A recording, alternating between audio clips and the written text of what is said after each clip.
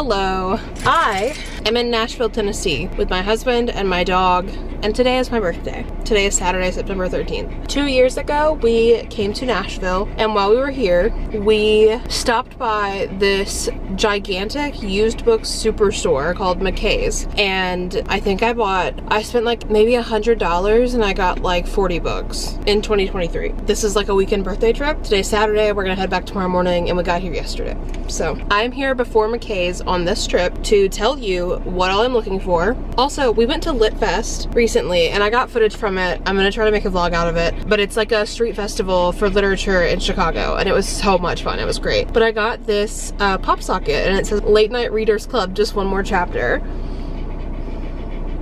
And it's just super cute. Here's what I'm looking for. It's kind of a mix of classics and some other random shit, but Virginia Woolf, Almost Anything, but Definitely to the Lighthouse. Candide by Voltaire. A Portrait of the Artist as a Young Man by James Joyce. Call of the Wild by Jack London.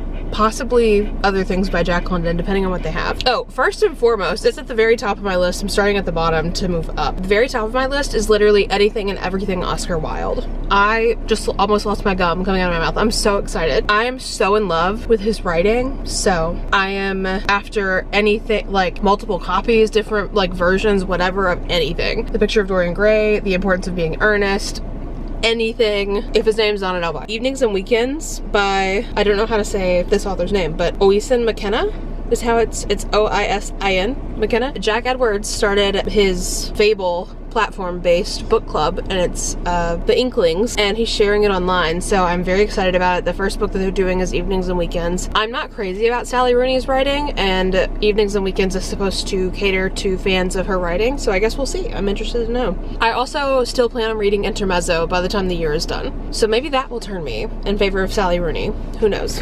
Moby Dick by Herman Melville. If there is literally anything more from Hanya Yanagiara. Any other version of Wuthering Heights by Emily Bronte. I have several copies of it, but if there's a version that I don't have, I'm down. I don't have Jane Eyre by Charlotte Bronte, so looking for that. The Brothers Karamazov by Dostoevsky. The Count of Monte Cristo by Alexander Dumas. There's this, I have The Myth of Being Normal by Gabor Mate, but I haven't found the second one, and it's something, I can't remember the title, but Ghost is in the title, so hopefully I'll find that. The Sea by Iris Murdoch. The Art of War by Sun Tzu. Lolita by Nabokov. East of Eden and The Grapes of Wrath by John Steinbeck. Lady Chatterley's Lover by D.H. Lawrence. The Catcher in the Rye, J.D. Salinger, which I may not get because I think I did pick up a copy of that when I was here last, and I just haven't looked at my shelves, which I'm now realizing was really stupid that I didn't do like a once over of my shelves before I left to like make sure of what I have, but okay.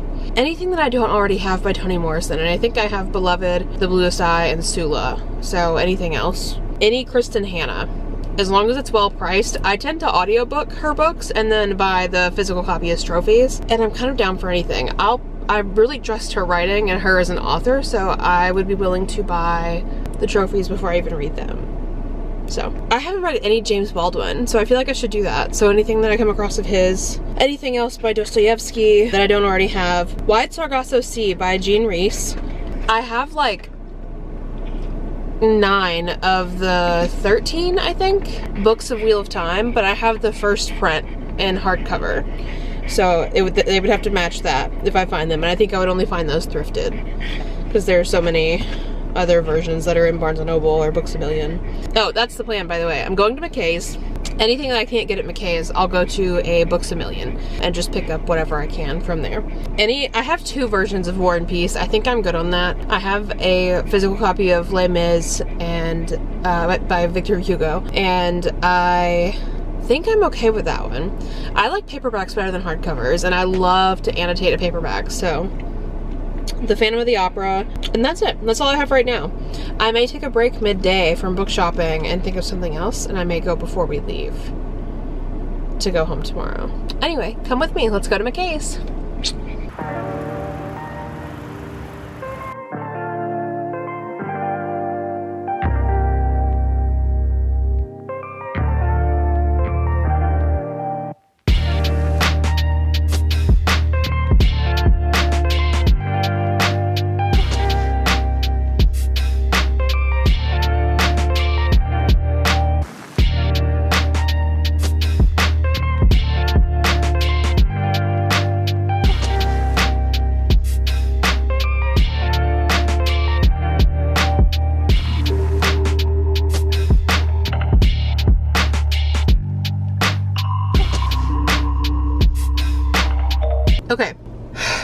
I went to McKay's with my list. This is just a quick touch base coming out of McKay's. From the list that I told you before, what I was able to acquire was The Phantom of the Opera, The Count of Monte Cristo, The Brothers Karamazov by Dostoevsky, but I will probably look for like a better version of this because it was kind of beat up. And it was like the size and width of a mass market paperback, like a pocket paperback, and not like something that's actually readable. Like, it's hard as hell to open, and if you know how thick that book is, it's a real bitch. But Jane Eyre, another copy of Wuthering Heights that's kind of textbook-like, which I think will be good for like annotating and everything, because I will reread this every year like I always do. They did have Hanya Yanagihara stuff, but I already had both of the books, and they were some pretty beat up hardcovers that they had, but nice that they had it. That, and then like 100,000 covers, copies, not covers, 100,000 copies of A Little Life. So glad it's there. Glad people can get access to it. It's a great book. It's really tough. Check your trigger warnings. Moby Dick,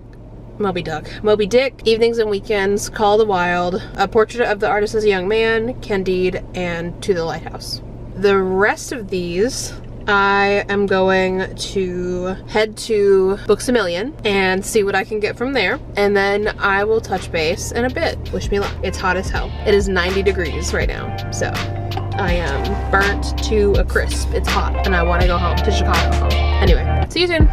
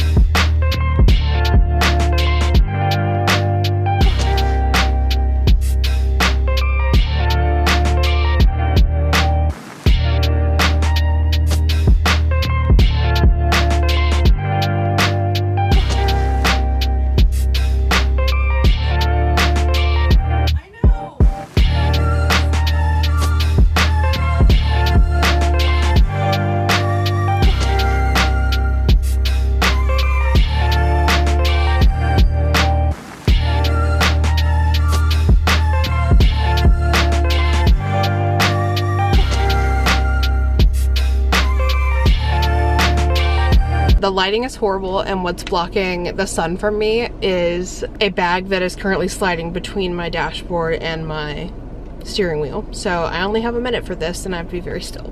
That's it. I just got back to the hotel. I've arrived from my last Bookish haul, picked up food, and now I'm gonna go back inside to my husband and my son being my dog, not a human kid. And I'm gonna be happy as can be tonight because we're gonna be packing up, and then before that happens, I'm gonna be sat in the middle of that tiny ass queen size bed, surrounded by my haul, my collection from today. I'm thrilled to show it to you. I will see you when we are back in Chicago. Okay, so we're back in Chicago, and I'm sitting cross-legged on the floor, and these two stacks here are on my knees, and there are still 4 more stacks of the Nashville trip haul. So let's get into it. I want to show you what I got. I'm gonna start with fun reads, and then go to, I say fun reads, but then go to the ones that kind of get me a little more excited to have in my possession. I gotta get them off of me or else they're all gonna fall. So I'm gonna do what I got from McKay's, what I got from Books A Million, and then what I got from McKay's again the second time I went. And this now is historically something that I do every time, where I go the first time and I get books that I'm excited about getting, fiction, you know, whatever. And then the second time I go after anthologies, textbooks. One thing I look for constantly in bookstores is linguistics books, like the history of linguistics. And then even if I ask somebody, I look myself and I don't find anything, and then even if I ask someone in the store, the first thing they say is oh, what language do you want to learn? I don't. I'm not looking to learn another language. I'm looking to learn about language and the history of it, and linguistics and the study of how words came to be and everything else. But several things came from the list that you heard about before, and then several things did not. Some of the things that did not come from that list that I just couldn't look away from were some Shakespeare stuff. So my husband gave me his collection of Shakespeare stuff, which was the No Fear Shakespeare versions, which is half of it is, each page is actual Shakespeare writing, and then translation so that you can actually understand what you're reading. A Midsummer Night's Dream and Hamlet. And fun fact, I had the original copy of this that my husband gave me, and then I loaned it to my boss, who is a beautiful person, and he took it on a trip with him, and I never saw it again. So picked up another copy, got it back, and then Othello, and this is just all Shakespeare writing, not any help at all. Harper Lee, this version of Harper Lee's Go Set a Watchman, and I've seen this newer version around. I don't know when it was published. This is brand new, it has no wear and tear, period. 2015. But yeah, I don't have this book, so I picked up a copy. 2 works by Virginia Woolf that I did not have. Mrs. Dalloway and To the Lighthouse. Surprising. Actually, that's kind of a lie. I have a copy of this from my master's degree, but I forgot that I had it. And I'm just now remembering that I actually had it. Love in the Time of Cholera. Have not read this, did not have it, saw it, and then the echoes in my brain of how many times I've heard about it pitched up a couple levels, and so I picked it up. It's $2.50. I should be telling you that, and why it's such a steal to go to this place. No Fear Shakespeare. Hamlet, 75 cents. A Midsummer Night's Dream, 75 cents. Othello, 75 cents. Go Set a Watchman, $1.50. It's a hardcover and it has no damage at all. Mrs. Dalloway, paperback, a little bit of damage, $4. Same with To the Lighthouse, but it's a hardcover, no damage. There's a little push right here on the spine, but it's so minor. $4. It's crazy. Love in the Time of Cholera.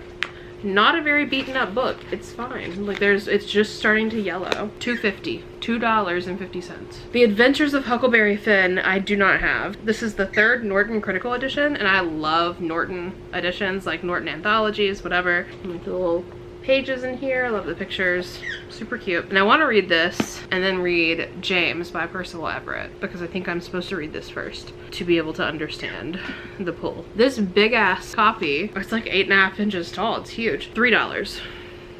Moby Dick classic version, $4. Oh, this one was well loved. Whale loved. Glad it got a life before it came here. A Tale of Two Cities by Charles Dickens. Previously belonged to Ben Peterson in 5th period.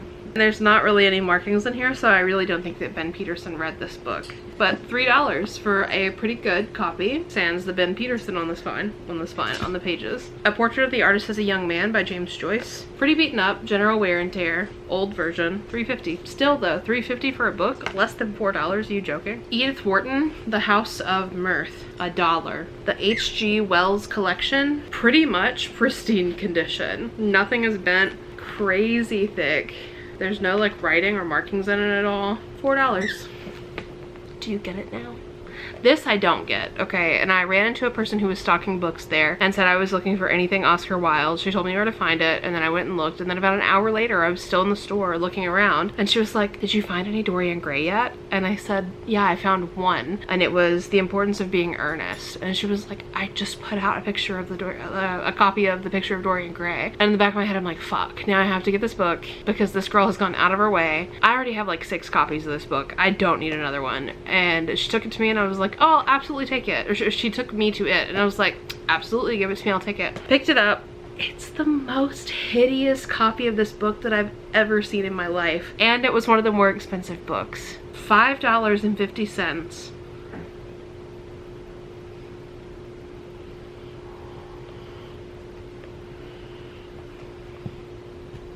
So we put him face down in the stack. Jane Eyre, Charlotte Bronte, $4. Great condition. It's like these books have never been opened. The spine isn't cracked. You can see how the light hits it. There's nothing. They're pristine. So especially if you're looking for classics, places like this are incredible. I found one copy of Evenings and Weekends. It's a hardcover and it's fairly recent. $15. That one hurt in comparison to all the rest of them, but worth. Edith Wharton again, but it's Ethan Frome and Summer, and it's a hardcover edition of both. $5. Seems good. Literally has never been, I say seems good, perfect condition. Has never been touched, basically. I told you guys about this in a previous video. The Brothers Karamazov. I took this mass market paperback sized version. It's so thick. The pages are amber colored all the way to the center, pretty much, well within the edges. It looks like it's been toasted. Like, this is the color that they mean when they say like it's toasted to a golden brown and then take it out. That's this. Yeah, so I got this $5.25. This seems like it was open once, and that was just to crease the spine straight down the center, and then it was never touched again. Candide by Voltaire, $2. Great condition, nothing wrong with it. I told you that I was gonna get another copy of Wuthering Heights. I'll get any copy of Wuthering Heights that I can take. And this is, like I said, it's more of like a textbook version, I think. It says 2nd edition. Anyway, yeah. Oh, Carter Stout. I got your book, thanks. I got your book for $3, Carter. The Call of the Wild and White Fang by Jack London, together in one book for $4. Incredible, in my opinion. The Importance of Being Earnest by Oscar Wilde for $3. Was thrilled to get my hands on something that was his, and this was besides that copy of Dorian Gray, this was the only book of his in the entire store. So that just goes to show that his writing was incredible, is incredible, because no one's getting rid of it. So the last book that I have from McKay's that is not a linguistics or like reference type book is The Count of Monte Cristo by Alexander Dumas.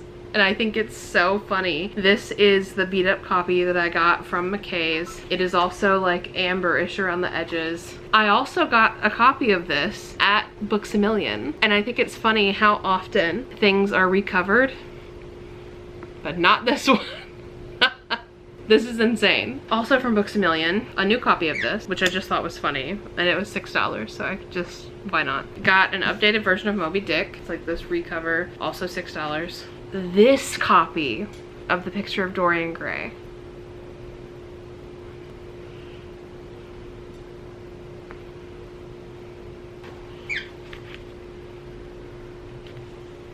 Incredible. It's so pretty, and it's foily on the front. That was pricey. This is my newest prized possession, and if it remains a consistent collection, I will one day own every single one of these, and they will have their own shelf in my home as a display. This is a copy of Wuthering Heights from the Cranford collection at Books A Million.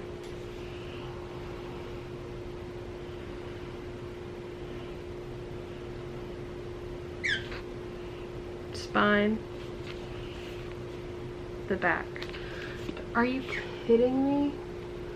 Look how pretty that is. The depth of color. Ugh, so pretty.